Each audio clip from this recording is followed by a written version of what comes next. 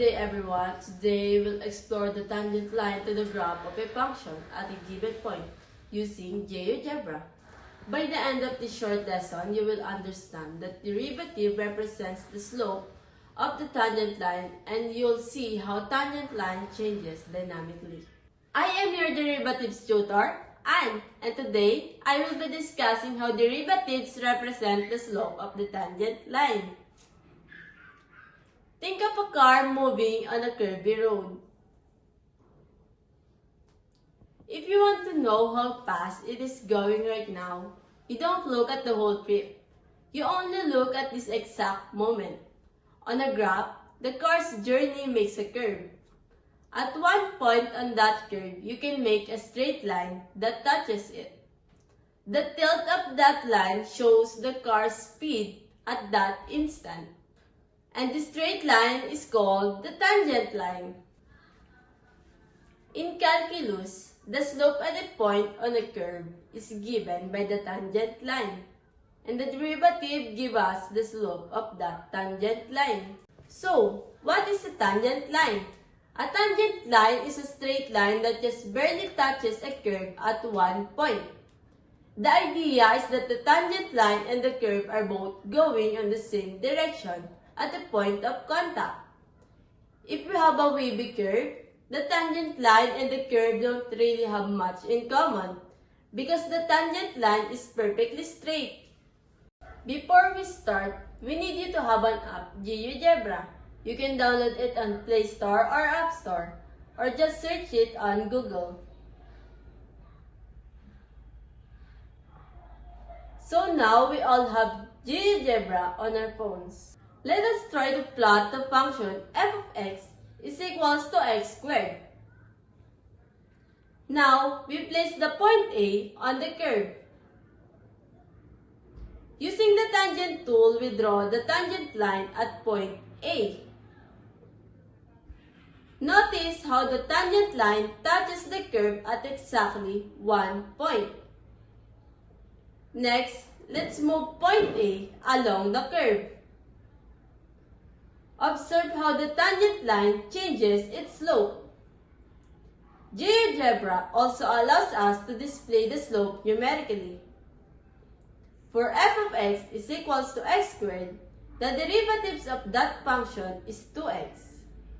This means the slope of the tangent line at any point is simply twice the x coordinate of that point.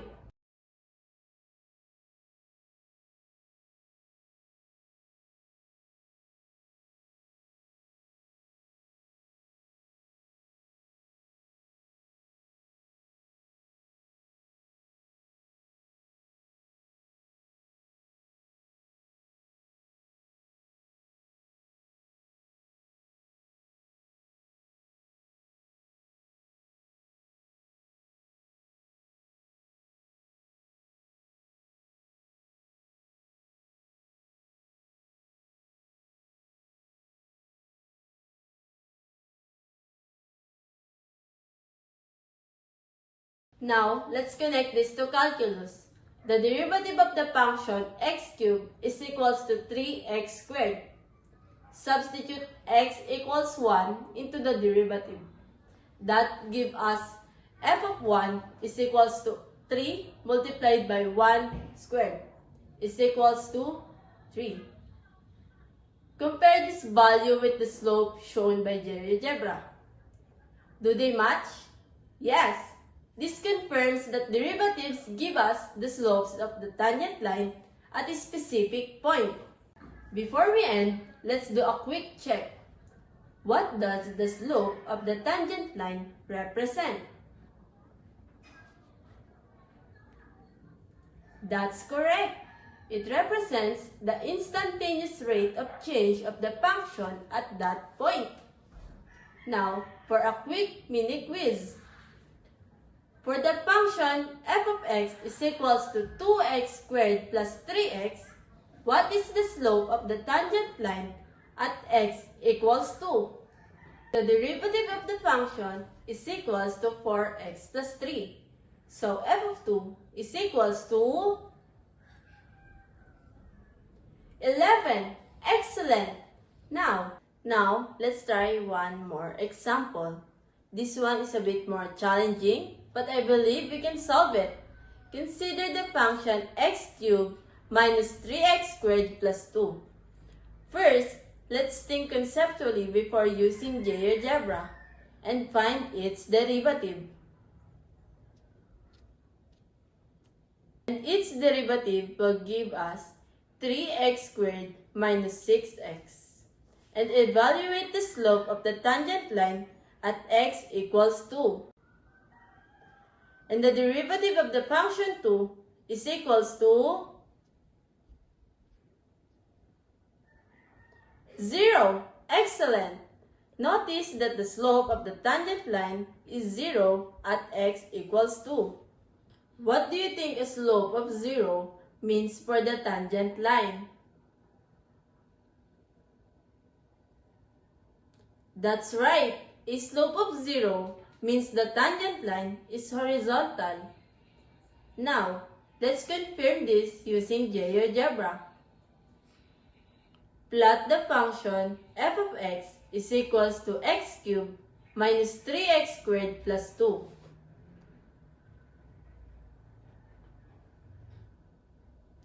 Place a point at x equals 2.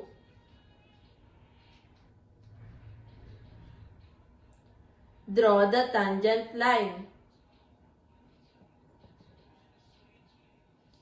Notice how the tangent line is flat or horizontal at that point.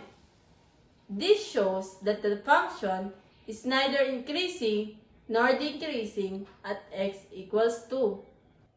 This point is called a critical point, and it often represents a maximum or minimum topics you will explore further in calculus. Now, remember this key idea. The derivative of a function at a point is the slope of the tangent line at that point. And with tools like GeoGebra, we can clearly see how this slope changes as the point moves along the curve.